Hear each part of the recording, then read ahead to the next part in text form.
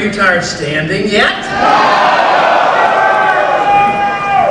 Well, it's wonderful to be here, and it's so nice to have such a reception. It makes me feel bad about 2 years ago I didn't even come by Ohio, but I finally got here.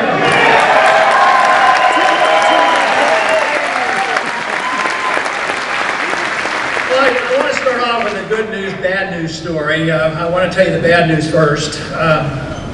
I'm from Washington, you know. But the bad news is that the economy's in shambles, our liberties are being destroyed routinely, and we're in a state of perpetual war. That's the bad part. The good part is that we have answers for that. We literally do have answers, and it can be found in the principles of liberty and in our Constitution. One of the provisions that came out of the last administration was this whole idea of preventive war. This is astounding to me. Preventive war means that we initiate the wars. A couple of practical reasons why we shouldn't be over there or in the various countries is that we can't afford them, and that it undermines our liberties. War is the health of the state, and now we're in a state of perpetual war. This has to change.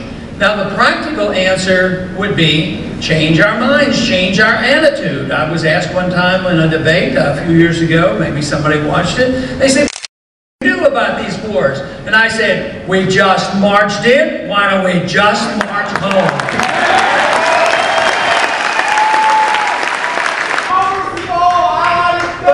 But we will leave. But unfortunately, we're going to leave under bad circumstances because this country will be declared bankrupt. And that is liable to come in a short order. When that happens, empires collapse. It's happened numerous times over history. We did not have to fight the Soviet Union. They had, you know, the thousands of nuclear missiles and weapons, and we did not have to confront them. And they disintegrated because they had a flawed economic policy.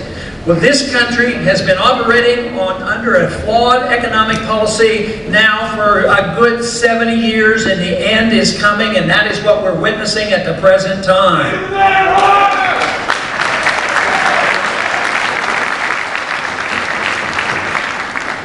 And it isn't too difficult to come up with a better system. What we need to do is to understand the basic premises of individual liberty. Liberty is the reason for all political action, to restore and preserve liberty. The Constitution is a guideline and one that is supposed to hold the government in check. It's not supposed to hold the people in check.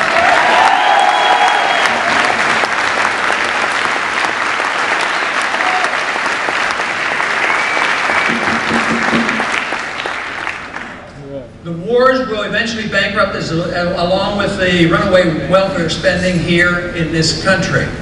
Now, the one reason why I have talked about one little incident that we deal with, one little unit, and that's called the Federal Reserve, because it facilitates big government, because it facilitates war and it facilitates the welfare state.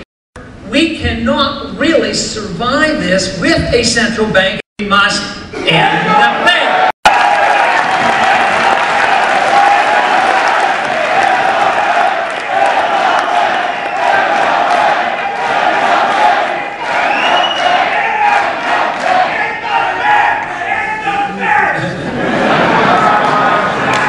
We're not likely to end the Fed next week by any law being passed, but the Fed will be ended like so much else will end in this country. It will end by default, because the laws of economics tell us that you can't perpetually defraud the currency, print the paper, it eventually self-destructs, and something else will have to be done. And that will be an opportunity for us, because then is the time for us to know what we believe in and to rebuild this country on these sound principles that we were so fortunate to have at the beginning. Those principles gave us the greatest amount of freedom and the greatest amount of prosperity in the history of mankind. But for quite a few years, and it's probably close to 100 years, there's been a steady erosion of those liberties and a steady erosion of our wealth. So when this comes, the bankruptcy will have to be declared. The reason we're in such a mess in Washington, nothing happens, and in a way that's good, because they're starting to recognize that they can't spend perpetually. They don't know that yet. They're still arguing how to spend the money. They haven't yet heard our message that the end is here, that we have to quit.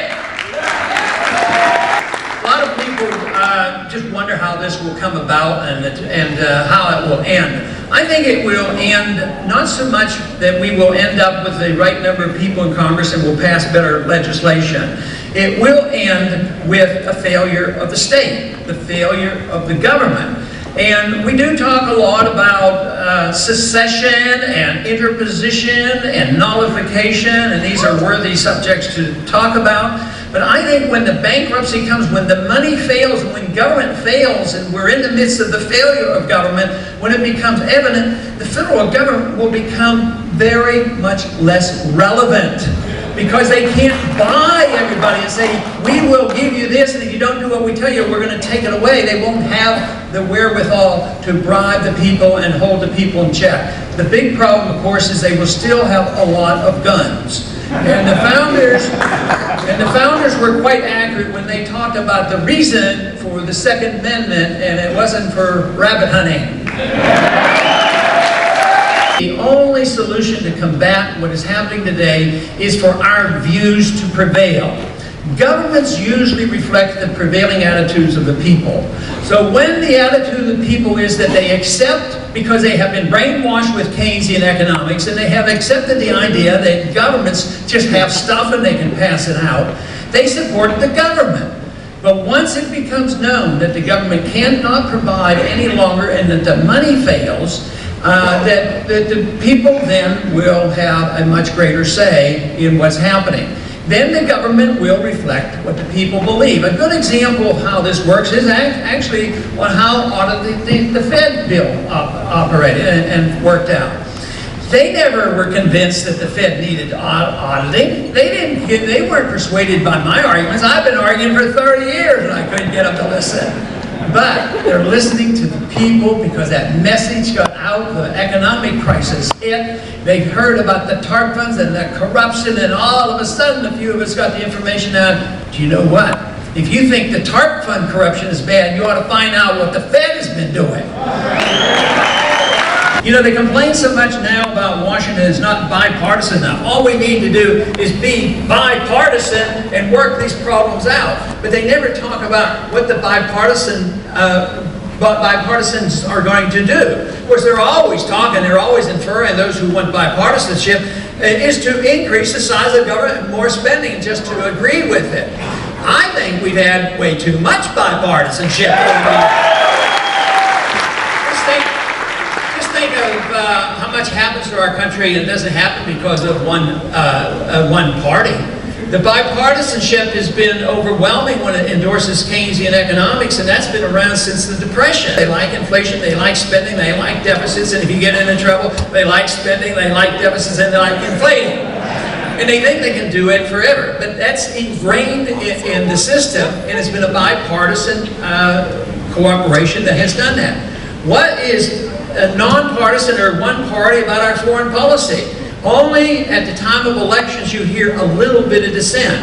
Like in the year 2000, the Republican candidate was arguing that, well, we want a humble foreign policy. We don't want to be the policeman of the world, and it helped them get elected.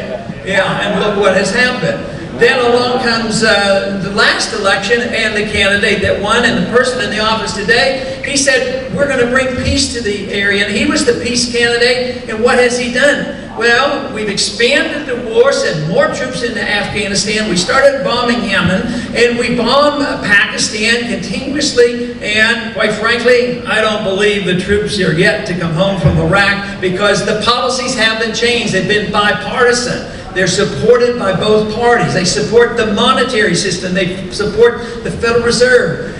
You would think maybe one party might take a position that we shouldn't have the federal government running our educational system.